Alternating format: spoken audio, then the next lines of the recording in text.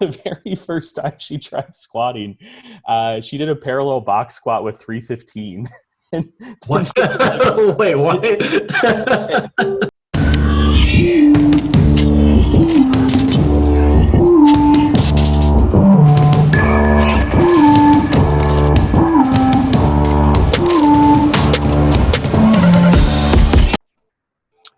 All right, Greg, and we are ready. Sweet. So, everyone, this is Greg Nuckols. I've known him for a while, but we never really like interacted. I kind of know him from like the weirdest place. So from that point on, like he made a post recently, and I like looked at it, and I kind of wanted to have him on to tell a little bit of his story of how he got started into lifting, what motivated him, what drove him to be like who he is today, and all that stuff. So, introduce yourself, Greg. Hey, I'm Greg. I coach people, occasionally compete in powerlifting, used to compete a lot more than I do now. And yeah, I mean, I don't know what else you want to know. I mean, I think you're very well known. So I think a lot of people are into like the strength part of lifting and just bodybuilding in general, kind of have a general idea of who you are. If they don't, they must be living under a rock. So that's one thing. So think back to like when you started, what got you more into like weightlifting? So I think wanted to lift for as long as I have memory, I guess. There are a lot of people in my family who are just absurdly strong. And I always thought that was super cool. And so my parents thought that like, you know, if they got me a weight set too young, it would like stunt my growth or whatever. But I mean, I can remember when I was like 7 or 8 being like, I want to work out. Like, I want to get strong. They're like, no, that's going to stunt your growth.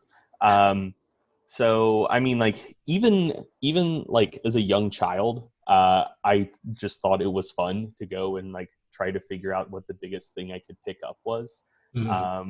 So like I grew up in the middle of nowhere, like back in the woods. And Where's so that? like if there was like a downed tree, I would like see if I could pick up the other end of the tree trunk. Yeah. Like I helped out with some of my like neighbors and cousins and whatnot who owned farms. Like I would help out on the farms. And I remember like when I was still too small and too young to be able to pick up a hay bale, like every time I would walk by a hay bale, try to pick it up until I eventually could. And that was like super exciting. So anyway, my parents did finally get me a weight set in, was that 5th or 6th grade? I think it was 6th Jeez, grade. that's pretty early. Yeah. Like, well, so it was when they were finally like, whatever. yeah. If it stunts his growth, he'll be fine. So I was always like one of the shorter kids growing up. And then between 5th and 6th grade, I hit a growth spurt and grew like 14 inches. And who knows, maybe the weights did stunt my growth because I haven't grown since then. How tall are you right now? I'm like 5'10". Oh, that's not bad. But yeah, I went from being like by far the tallest kid in my grade in 6th grade to like pretty average by the time I graduated high school. Yeah. But yeah, I hit my growth spurt and they're like, oh, okay, like he can lift weights now. So I started just kind of like messing around with it then. Didn't really know what I was doing and also didn't lift that much or that often because, you know, like my family was still like pretty cautious about the whole thing. And they were like, you can't work out, like you can't lift weights unless someone's, you know, downstairs. The weight set was in the basement. So they were like, yeah, you can't go use the weights unless someone can go watch you and like make sure you don't kill yourself.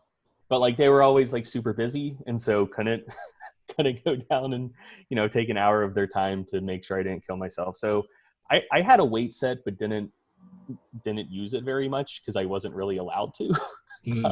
Which, you know, it's taken up a lot of space in the basement for seemingly no reason, but you know, it is what it is. And then I started lifting more consistently when I went to high school because there was a like weight training summer program for football. And so I started doing that Was that Well, bigger, stronger, faster, or whatever? bigger. I think it was bigger, faster, stronger. Yeah, that. Oh Yeah, wow. yeah, Oh yeah. my God. I feel like I'm so old because like that doesn't exist anymore. Really? I don't think it does. Not like in most like high schools. It's just like nobody I does it. I think that was like the stock high school football weight training program back in the day. Yeah, 5-3-1s and 5x5s. Yep.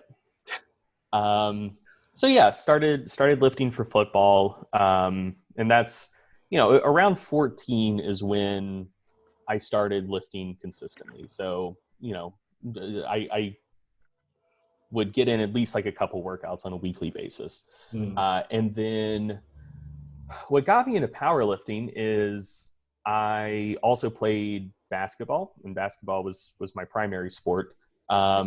And so I wanted to get my vertical up for basketball because, like I said, I'm like 5'10", and I have fairly small hands. Mm. So palming a basketball is like a very tenuous proposition.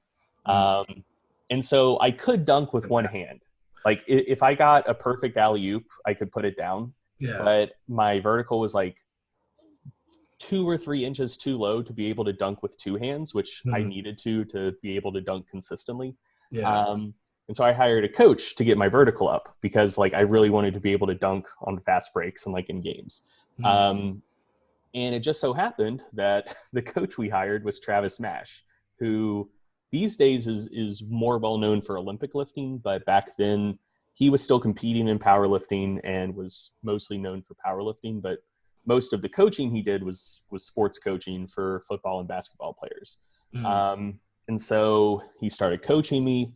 Then I go off to football camp that summer and um, give myself a just a completely gnarly concussion. Um, We're good. the type where like I hit the dude, led with the crown of my helmet as we were taught back in the day before they cared about the safety of football players.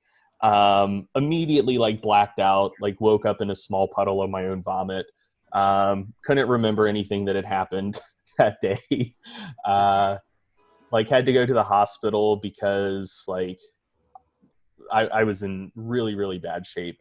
And the doctor basically said if I took another shot like that, I could wind up like in a vegetative state, which isn't necessarily what I wanted to do.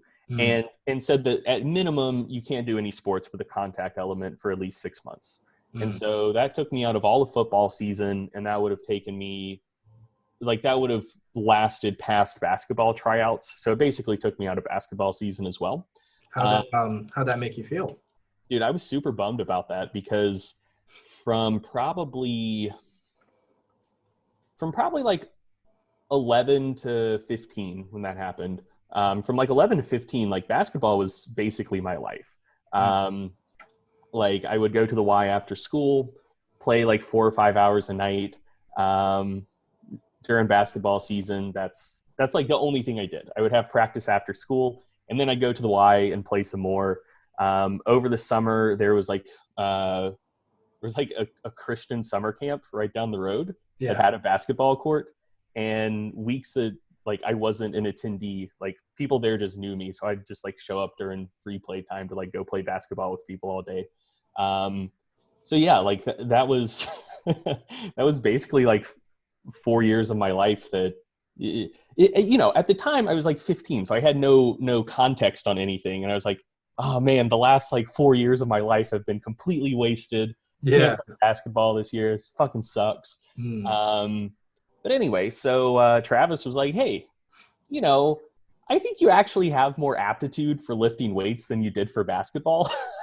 um, so yeah, I give powerlifting a shot, and powerlifting was great because it is a sport where if you sustain head trauma, you did something very, very wrong. Yeah. Um, so, uh, 100%. so yeah, that concussion is what got me from, primarily being just like a team sport athlete into training for powerlifting. Um, and, I started it and I really took to it and haven't really looked back. What was your experience like when you were, let's say, when you were an athlete in high school? How did people view you as the athlete? Were you like, what position were you playing for football? So It kind of depended. I was kind of like a utility player, I guess. Mm-hmm. Um, so typically I was slot receiver and defensive end. Mm-hmm. If we were doing like a jumbo set, I'd slide into tight end. I occasionally played a little fullback. Um, Took a few snaps at outside linebacker, and also when we played teams with exceptionally large interior linemen, I'd play nose guard because I was like, I don't know, maybe like 155, but I Yeah. was still really, really strong. Mm-hmm. Um, and so if we would play teams that, they trot out and it looks like it's fucking Alabama on the field, like everyone's like 6'2", 6'3", and like 300 plus, like, it was 4 AA football in North Carolina. Like there are some big corn-fed boys who played line. Yeah. They'd slide me over to nose guard because like I would just get low enough that they couldn't block me. And I just Mm-hmm. like shoot the A gap every time. It was fantastic. And I was the kicker. So Really? yeah, I just played a little bit of everything. Yeah, that's good. Usually, it seems like you're very talented for football. I So, I was because that's a lot of positions to be playing, especially just like all over the place. well, I mean, I was very strong and very fast. that's That's that's usually most of what it you need. for high school football. Yeah, and usually, from when you started lifting and stuff like that, I guess you had that advantage of being very strong, and then also being fast, because based off your training and stuff like that. Um, Yeah. you talked about your parents. What sort of weight lifting stuff did they do? Was it just from like, Okay. So I'm going to say some things, and oh God. people often don't believe this, but like fuck it, whatever. I don't care. Yeah. So the two sides of my family are incredibly different. Mm, My father never lifted weights mm, until after my mom died, and he was like, yeah, well, no. They both started lifting together a little bit before she died, but he didn't really like start doing it consistently until after. yeah. But my father he's not a strong man. um, when he started exercising kind of like more consistently, he's about my height. He's a little shorter. He's about 5'9", Mm, and he was like 190 and in very poor shape. Took to exercising, lifted, like did some cardio, started training like really consistently, and got down to like decent body weight for him of like 140. yeah. um, and that's probably as big as he really has any business being. Like he was a really good cross country runner in high school, but like he hasn't benched 200 and will never bench 200. Like Let's he's see. he's just not built for it. Interesting. So like that's my dad. Like he's not a strong dude. My mom and everyone on her side of the family should have fucking competed in powerlifting because they would have been freak lifters. So Yeah. I'm like basically the midpoint between my mom's side of the family and my dad's side of the family. Mm, Um, my mom, on the other hand, like when so she had cancer, she was in remission, and while she was in remission, she was like, I was like 17 or so at this point, and like very into powerlifting. Um, and she was like, hey, like, I want to get in shape. I want you to teach me about this whole lifting thing. And so I was like, okay, like, well, let's teach you some lifts and kind of see where you're at, and we'll go from there. And so she had like some hip issues and wasn't super comfortable squatting without a box. mm, So I taught her how to box squat. And didn't want to work her up to like a true max. Just kind of like, let's put some weight on you. As soon as you don't look like you're like fully in control of it, we'll call it there. And that's kind of what we'll use as a starting number. Swear to God, 100% true. The first time she ever put a bar on her back, I was thinking like, let's go with the bar. Let's go with 95. yeah. Maybe try 135. Like I knew she was fairly strong, but I was like, she's never squatted before. So just having that axial loading of the bar, like that's, eventually it's just not going to look great. And so we'll stop it there. But she took to it like a duck to water. And the very first time she tried squatting, she did a parallel box squat with 315. What? Wait, what? And it was still fucking easy. And she was like, that felt hard. I'm done. That's crazy. Yeah, she also benched 135. Like, could have gone up from there, but was like, oh no, like I have the big plates on the bar. Like that's good for my first try. Yeah, it's like, so that's crazy. She was super strong. Some of my uncles on that side of the family. So again, like they're absurdly strong, and they're also very big. Like all of the men on that side of the family are anywhere between like 6'1" and 6'9". Like when we would go to family reunions, like my brother and I are both like 5'10", and we would be the shrimps of the family. Like our even of like our female cousins, I think we were taller than like two of them, and like all of the rest were like 6'2", 6'3", and played like D1 volleyball. So yeah, we were the runts of the litter.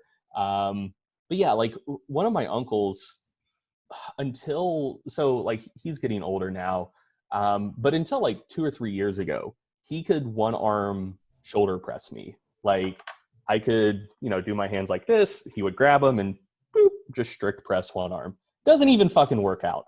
So I'm kind of curious. Earlier you were saying that like where you're from, it was like farmers and stuff like that. Where are you from? Where were you from? Davie County, North Carolina. And what is mainly the big thing in there, if I were to ask? I don't know. Because there's always like that farmer strength. And I've always just been like, oh, what's that? Yeah. So, I mean, there's a lot of farms. There used to be some furniture plants. There's a company that makes air compressors. And yeah. I mean, that's it. There's not that much. Yeah.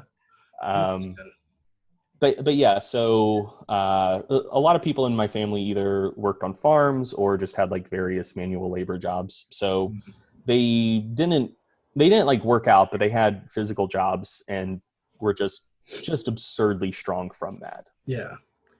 And I guess after like years of being around that particular area, there's always like environmental genetic changes, I'm assuming, especially. Or not. I mean, maybe not. Yeah. Yeah, I mean, I do think that like probably over time, like hundreds of years and like multiple generations, there is just kind of like natural genetic selection for people who tend to be fairly strong because they work their farm more effectively and their family didn't starve back before there was like industrial food production. But yeah, I mean, I don't know, like that one side of my family is like crazy big and strong, and the other side is just like a pretty country normal. Yeah. On the bad side. That's so interesting. Going back to weightlifting, how were your numbers like the first times when you competed for powerlifting? So the first time I competed was like 2 weeks after I learned that powerlifting was a thing, because the gym I trained at, Gym 365, they were having like in-house powerlifting competition. And Travis was like, hey, you should do powerlifting. There's this meet coming up. You should do it. It'll be fun. So let's see. I think I was like 152, but he was like, there's no point in cutting to 148. You're never going to be a 148 again. Just show up and lift at the weight you're at. So I think I competed as a light 165. And if memory serves, I squatted 385, missed 405 on depth, benched 285, 290, and I pulled 440. I was credited with 225 or 425.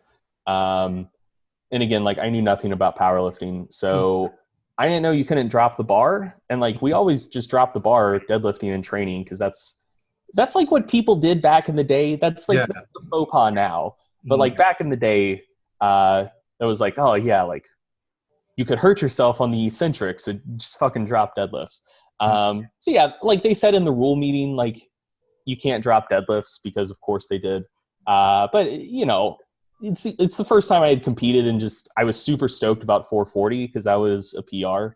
So Yeah. like muscle memory just took over, so I pulled it and dropped it. And like, shit. Mm. But yeah, that was my first meet. How'd that make you feel? Dude, I was stoked. Well, so like I said, this was not long after. This was maybe a month after my concussion. Yeah. So like I was still dealing with like symptoms of that. Like if I exerted myself too much, I would get like crushing headaches. So I was simultaneously loving it because like I liked the whole vibe of the thing. Competing was fun. Like being able to do something competitive again was fun because I think that's one of the reasons I like sports so much. Mm. And just like not being able to compete at something for a month at that period in my life was like killing me. Because yeah. So I liked that, but also from my first squat attempt onward, I was dealing with like just an absurd migraine headache. And so I simultaneously felt like awesome and terrible, and could not wait to compete again. Yeah, it's always that first time. And back to Mm-hmm. what you were saying about like being able to compete. I'm kind of the same boat with that. Like I do the whole bodybuilding and competing because I feel like when you're younger, when you're like as like a teen or like as a kid, Mm-hmm. your competition where like you play sports and stuff like that, they were there. But when you get older, it's like they're gone. It's like what else are you gonna do besides just work a 9 to 5 and then just do that? Like nobody really like I guess in a sense of like sports or Mm-hmm. athleticism tends to be competitive towards stuff like that. Mm-hmm. So like that's why I stick with bodybuilding because it's just like you're competing. At least like you're trying to improve yourself and get better each time or every year as you go. Mm-hmm. Versus just like just going to work, coming home, Yeah. just relaxing, watching TV. It's just it seems so like I don't know, it's strange to me. Yeah. I mean, I still play basketball. Like I think Yeah. that's I think that's where I get most of my competitive juices out these days. And Mm. it's weird because like it's like a little frustrating, but like in a fun way. Yeah. Because I mean, I don't have the same body that I did when I was at my best playing Mm. basketball. I was like 140, 150. Yeah. And I can't do the same stuff at 240 that I could at 140. Mm. But I mean, it's still fun just to get out there and get after it. And I think like the key to doing like competitive things as an adult is to try to find people who are like similarly competitive. Yeah. So there's like a couple different groups of people that I play or that I have played basketball with in the last few years, and the folks I mostly play with now are like middle aged and I think just kind of like hate their jobs and lives and Yeah. just want to get out on the court and just fucking get after it, try to tear your throat out, and it's like hyper competitive. And like none of us are that good, but it's super competitive because like that's what everyone's trying to get out of it. And I think that's fun. Like I've played with other folks who are just kind of like, let's just get out and like shoot some hoops and it'll be fun and chill. Mm. Um, and I'm like, okay, so I can't be super competitive because that would be like kind of a social faux pas in this Yeah. situation. But like I want to be, so it's not as fun. Mm. Yeah, I can kind of relate. I actually, if I do have like a group of people to like play basketball with, Mm-hmm. I totally would, even though I suck. But I still would. I think growing up, the only thing I ever had for me was being able to like jump really high. And Yeah. now that I'm older, I can't because it's like if I like get off the ground all of a sudden, oh, my knees are killing me.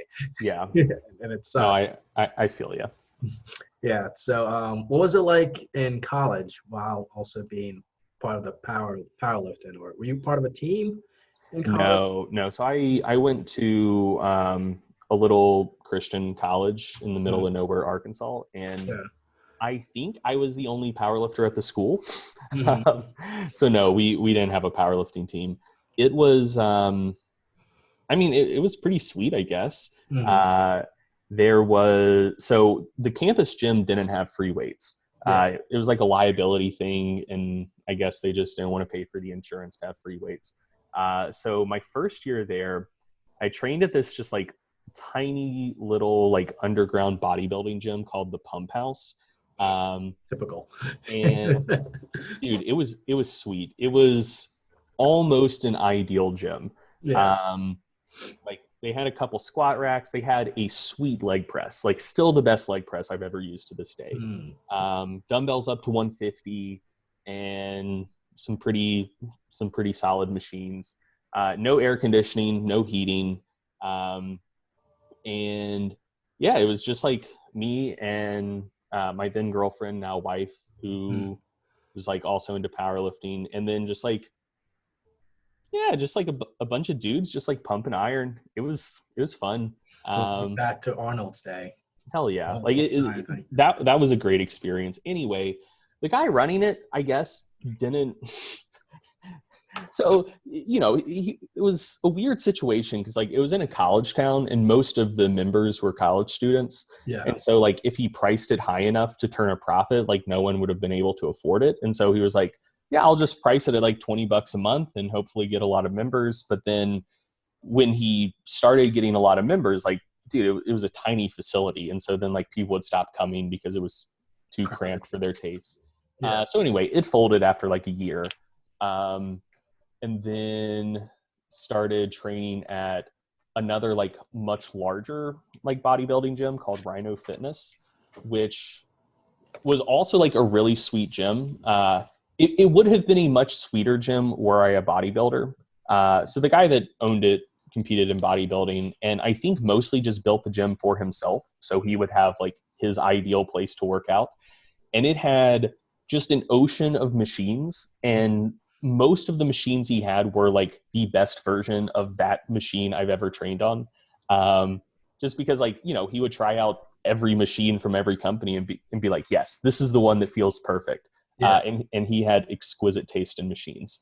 But they only had like one squat rack, and there were like a few more of us who were more interested in like strength type training. And some of the people there were like complete dicks. So I'm like super chill about letting people work in with me when I'm training because, the weights have little holes in the middle. You can take them on and off the bar. It's fine. But there were several people who were like, no, you can't work in, like, you can't squat until I'm done with my whole workout. So that was a slightly annoying place to train because occasionally I'd roll up and just have to like kill 2 hours before I could start my workout. Jesus, that sucks. Yeah, but like whatever, it was fine. Like, dude, I was in fucking undergrad. I had nothing else I was doing. Yeah. And then, so trained there for a couple years. The owner didn't like me at all. And I think instituted some rules specifically to get me gone. So, why didn't he like you? What'd you do? What? Why didn't he like you? He just didn't like powerlifters. Why? Yeah. That's crazy. That's wild. Yeah, I mean, it is what it is. And I was actually pretty sad about that because he also had like a very cute, very large American bulldog. And so like it was just walking around the gym a lot of the time. And so when I would be waiting on the squat rack for like 2 hours, I'd like pet his pup, and that was fun. But yeah, so I don't know. We just had personalities that clashed, I guess. Yeah. But anyway, so then we got like de facto kicked out. And then we trained at just like, it was called the Cersei Athletic Club. It was basically a Y for the last year. And that was fun. Like I didn't go to that gym. It wasn't my first choice or second choice because it was more expensive and I had no money at the time. But I needed a place to train. So when that became the only option, like that's where I went. And I wish I would have known about it sooner because there were several other powerlifters who trained there. So they weren't associated with the school. They were just like middle-aged dudes in the community who were kind of like old school powerlifters. And that was sweet. They were fun. Nice. How long have you and your wife been together? 10.5 years. Wow. Yeah. I can't even get to 1. Let alone 10. That's pretty nice. And how old are you? I'm 25. Oh yeah, there's people always say there's like time. plenty of time, but like this, like 10 years from now, I'm just gonna be like, oh, I'm 35. Oh, no, there's plenty of time. I'm just like, oh, there is it. Yeah, no, my wife and I were high school sweethearts. Yeah. And yeah, it's good. How old are you? I am 28. Oh wow, I thought you were older. That's kind of funny. It's kind of I think most people do, but yeah, I'm 28. Yeah, awesome. Yeah, I didn't think you were so young. That's crazy. Next question I have is, what got you into, obviously, weight training and doing all that got you to follow your career as, which is, what is it that you do for a job, say? A lot of things. So I still coach people. We have books we sell. Let's see. The biggest thing now is the research review. So MASS. I think I subscribe to that. Hell yeah. So me, Eric Helms, Eric Trexler, Mike Zordos, we review research that's coming out every month that's relative to strength and physique athletes. And yeah, just like little odds and ends here and there, but those are the main things. So would that be what, like exercise science, kinesiology? Like what is it that you went to school for particularly? So I went to school as a history major. And so I'm not a planner. Yeah. I don't know what I'm going to be doing 5 years from now, and I never have. I can relate. Do what? I can relate. Yeah. So history was my favorite subject in high school. So I went to college as a history major. Never even put any thought into like what I was going to do with that when I graduated. I just liked history classes.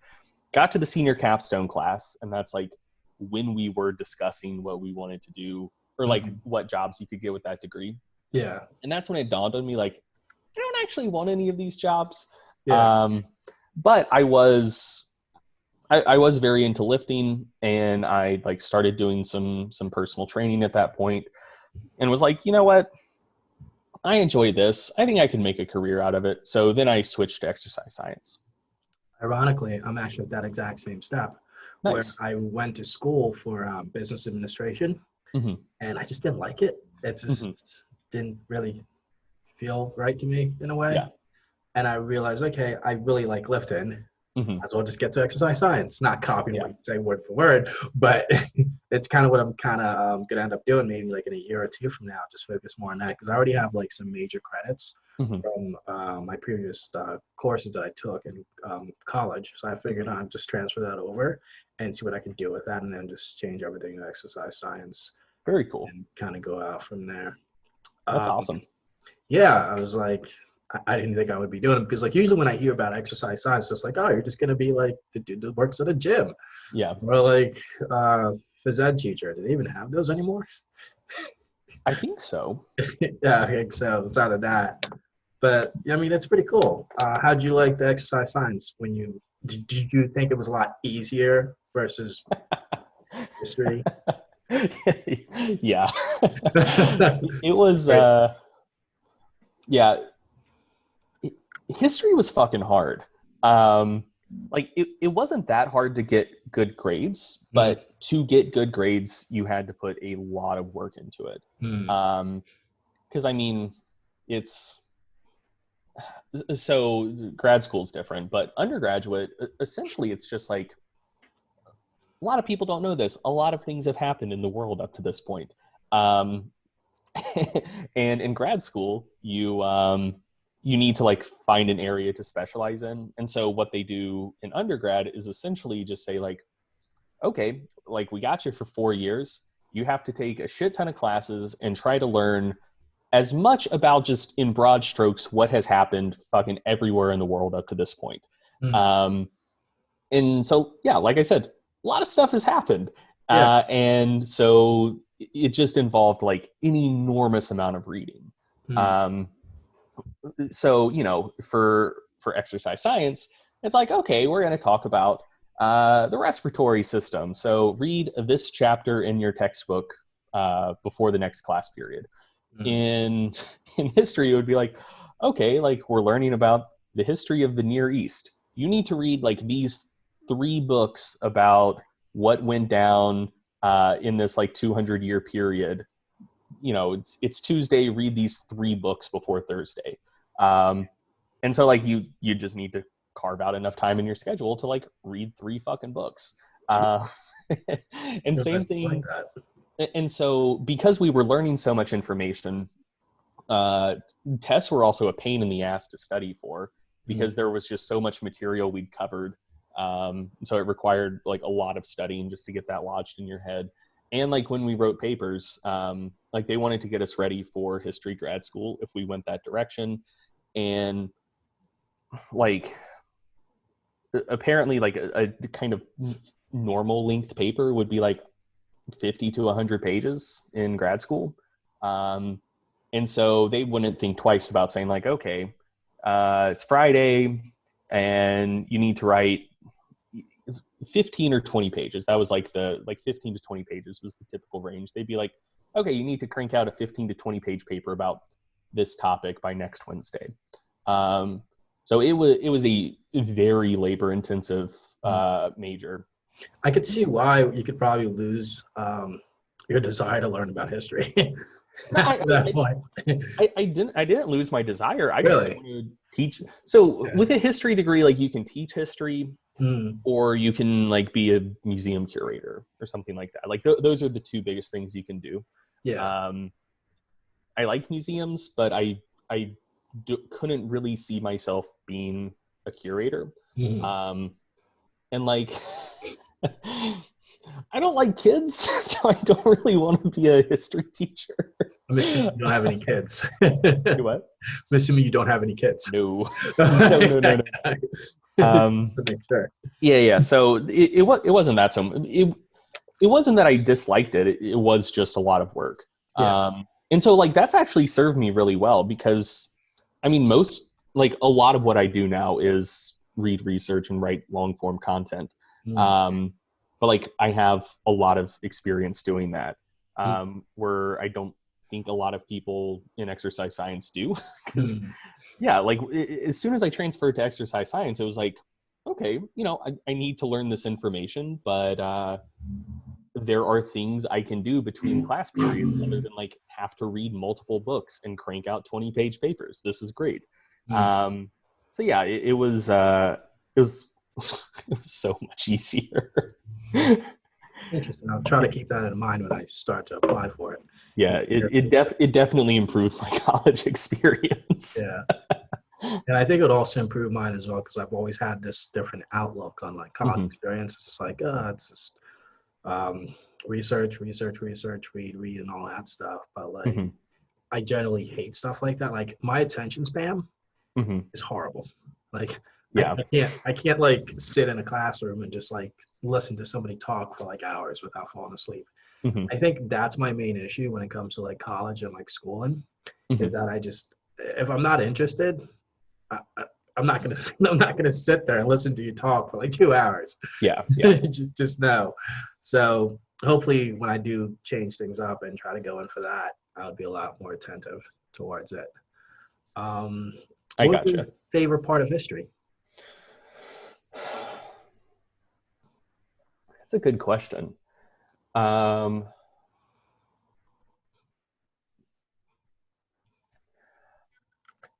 so I think what I like the most, just kind of like in broad strokes, Mm. is learning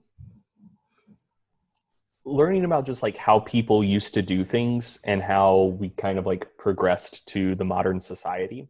Mhm. Um, which I don't know, I guess sounds like kind of basic, but it's interesting how many things we just like completely take for granted now that people didn't start doing until like pretty recently. Mm. Um, and even just like basic problems that we don't even think about now because of modern technology, like how people used to solve those problems back in the day. Yeah. So one of the things that I think is interesting is like ancient methods of food preservation, because that was integral to civilization forming. Prior to that, like if you have a nomadic, like hunter-gatherer lifestyle, you don't really need to preserve that much food, because you're, going from place to place, like digging up edible tubers, like picking berries, like killing animals to like roast and eat, like, Just that day. yeah, pretty much. And if you make a kill, you kind of like keep the meat with you, and then if it starts spoiling, you just like leave it to the wild animals and move on. But then for civilization to start, so one of the hurdles to be overcome is that when it comes to people's just kind of like innate moral sentiments, it doesn't seem like people have much trouble just like naturally caring about blood relatives. But then when it comes to like more extended social networks, of like people you're not blood related to anymore. But you interact with them a lot more than you're blood related. Yeah. So basically there needed to be a way to allow folks who weren't all blood related to each other to exist in the same space enough time that they could like start kind of like putting up with each other and caring about each other to kind of like form a civilization. And so it was necessary for cities to develop. Like you can't really have that expanding circle of moral sentiment and thus like the kernels of a civilization without being able to have cities. And for cities, you can't have everyone be a farmer, because then they have to be too spread out on their farms to like have a city. And so like most people in cities are, like shopkeepers, merchants, et cetera. And like they need food too. And also like they can't starve every winter. And so like you needed a pretty decent agricultural system, and with agriculture, like it's not like a hunter-gatherer thing anymore. You can't have like a huge ass harvest of wheat and then be like, okay, like hopefully you can catch enough fish for your entire fucking civilization until next harvest. And so you also needed methods of food preservation. And so, for us, we're like, just throw it in the fridge, throw it in the freezer, like bada boom, bada bing, like that takes care of it. Yeah.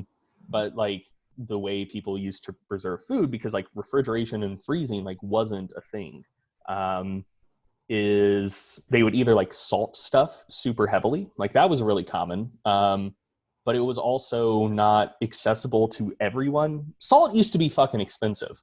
Yeah. So have you heard of dang it, what was his name? Mansa Musa? Yeah, I have. Okay, so a complete badass, crashed all of the economies of Northern Africa when he was making his pilgrimage to Mecca, because like he and his whole fucking entourage were just like traveling across Northern Africa and just spending up a storm, like living like kings while he was on his pilgrimage. And like it caused like it pumped so much money into local economies that it caused like a generational recession. But anyway, he made his money off of selling salt. Like that was his primary thing, because there's apparently just like a shit ton of salt where he lived. And that's what year was that? So that's not like ancient history anymore. I want to say Mansa Musa was like 1400s, but I could be wrong about that. Would that be roughly close around the Silk Road times? A little bit further down. I think that was one of the things that they did trade: salt, silks, and spices. He may have been concurrent with the Silk Road, but like his stuff he wouldn't have been participating himself on the Silk Road. Yeah, he would just be like traveling all the way to Mecca, which is kind of like right around that particular area. Yeah, but like he made that trip once. Like he was from Western Africa, and he just so like across. Yeah, so like he would trade with people in like Southern Europe and the Middle East, and like that commerce was across like the like north of the Sahara, but he wouldn't have been like selling his wares Yeah, to China. it's pretty interesting. So I gotta read up on him a little bit more. Yeah, but I mean, he made his money off of salt because salt was fucking expensive. Mm. So like if you lived in a place that had a lot of salt, like you would salt food to preserve it. Like a lot of coastal civilizations did that, but that wasn't like super accessible to everyone. The thing that like most people did, which is pretty cool, is they would just like ferment most things. So like yogurt, kefir, like fermented vegetables, and like very, very like low ABV alcoholic beverages were super, super important because like as soon as you get like a small amount of alcohol in a beverage, it's now at least like fairly sanitized. And so like that would preserve like all of the calories in grain that would otherwise have gone bad prior to the next harvest. But yeah, so like fermentation was super important.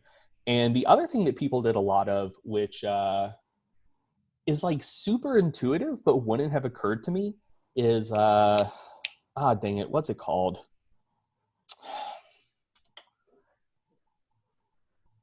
Dang it, I forget the name of the fucking technique. But basically they would have stuff like in water with a layer of fat on top. What is that even called again? Jesus That's like one of those Christ. things that's gonna bother you for the rest of the day. Yeah. Dang it. But yeah, so if you could have like a unbroken layer of fat on top of something, like generally most viruses and bacteria can't get through that and aren't particularly interested in it. And so then you have a sterile environment for everything else like suspended in water underneath that. So yeah, just a lot of like very ingenious ways of solving a basic problem of food preservation. And those are all like pretty creative ways of solving that problem. And if that problem didn't get solved, like we wouldn't have been able to progress past just like basic hunter-gatherer society. Yeah, and we wouldn't, again, like we wouldn't be here, which would be interesting. And I think, do you think we kind of still use those exact same methods, but a little bit more? I mean, they all still work. Yeah, we just kind of just don't like try to use it because we have like safer, more easier methods. Yeah, I mean, we have refrigeration now. Yeah, there's that. Cool, that's pretty interesting. I didn't really say it, but I think I might have. But I'm really big into history, especially world cultures and world history. Oh, sweet. Yeah. What is your favorite thing to learn about? So I hate American history. Like my reason is just like I've been here and I live here, and it's one of those things where it's like if you're like a particular part of a country, that country's history is like indoctrinated in you, and it's not really followed to the T of what really happened, which is why the whole theory of like history is always written by the winner kind of thing. Yes. And that's why like I hate American history, because like there's so many like nuances, so many like misinformation that it gives you like the good part. It kind of feeds you like the really good part that makes you feel really good. But then like everything else that happened is just like, you know what? We'll just leave that out. Dude, especially. So here's the thing that drives me crazy about American history. Yeah. You're 100% right that like what you'll learn in school is like pretty selective, but it's also like selective based on the period you're learning about. So when you're learning about, you know, things that went down in like the 1600s, we can say like, oh yes, like all that long time ago, like, yeah, like we genocided the Indians and that was bad. Or they'll say like, oh, 1800s, like we did slavery was bad. Yeah. But then you don't tend to get much critical history about the 20th century other than like, oh, Watergate shouldn't have happened. That was very bad. Yeah. But like, you're not going to come across a high school history textbook that says, yeah, like all of these presidents did some good things, they did some bad things, but every post-World War II president should be rotting in the Hague for war crimes. But like they should. But like that's not a take you're going to get in a high school history textbook. You get that at least in college history. Not really. Oh wow. Okay. See, it's very biased. It's ridiculous. But that's just not in America alone. That's just like in Yeah. every country's history. They always have like a selective bias that they want you to kind of like that's appealing to you to kind of be like, oh, my nation's great, kind of thing. But at the end of the day, that's about to the main question. My favorite history would be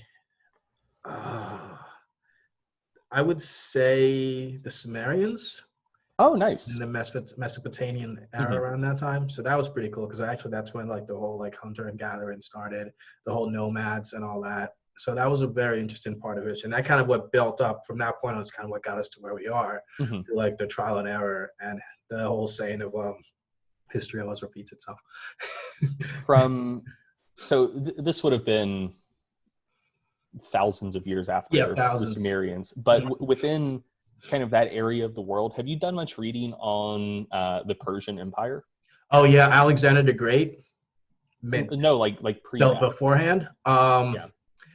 I have not necessarily.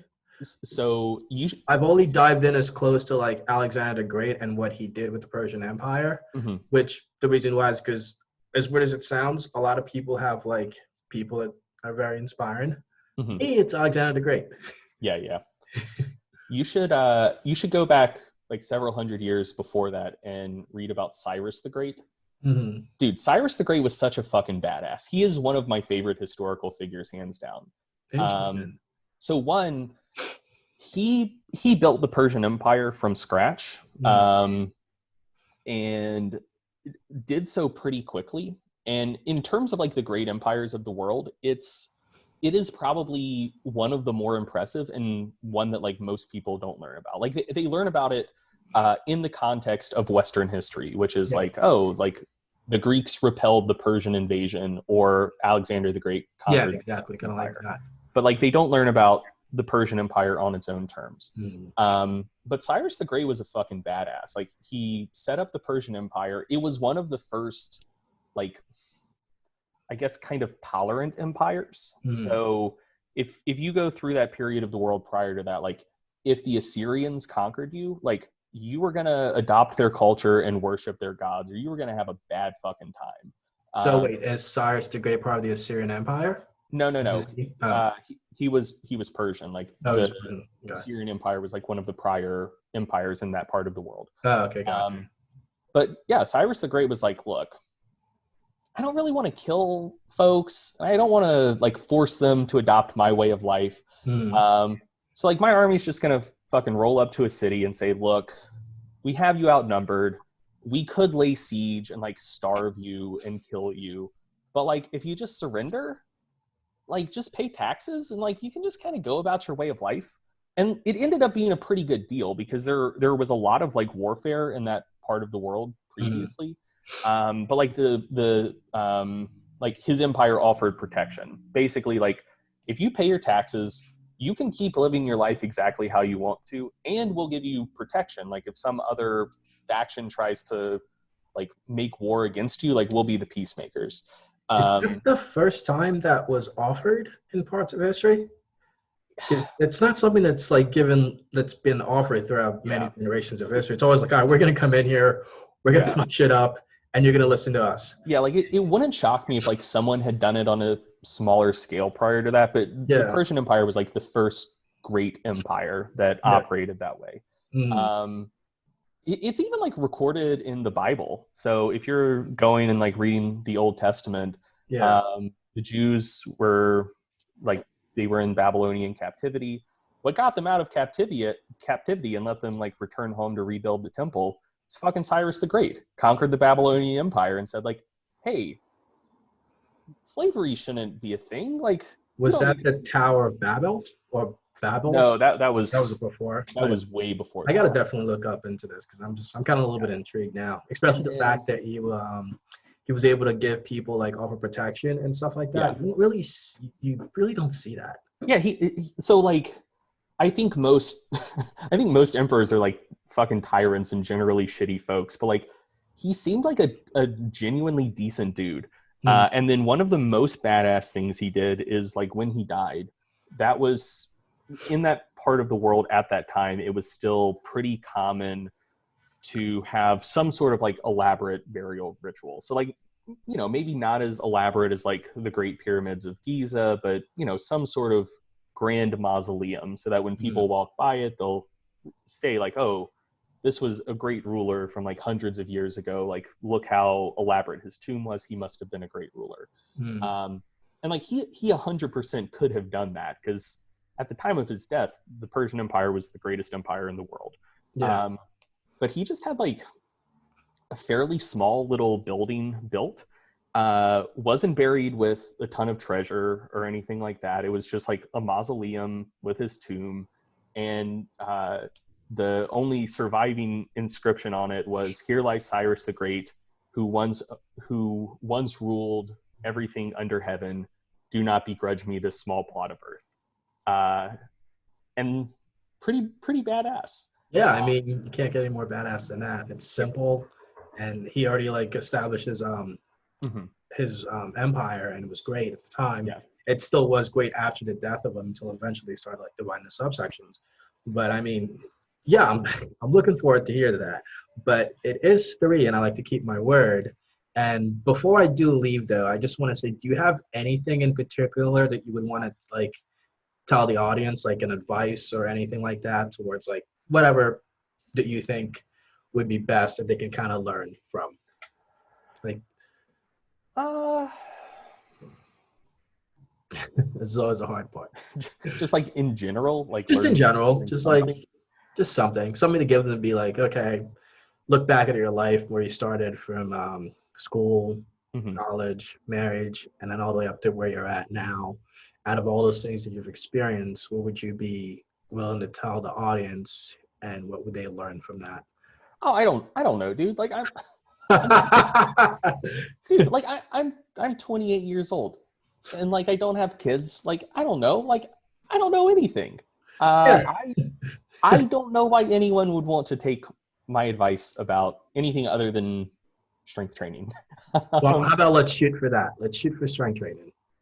So this is like fairly timely, I guess. So this morning, actually, we republished a video that had previously gone out in mass from Mike Zordos about how to ease back into training if you've taken some time off, which I think most people probably have, with the gyms being shut down. So yeah, it's like a 45, 50-minute video, a lot of information.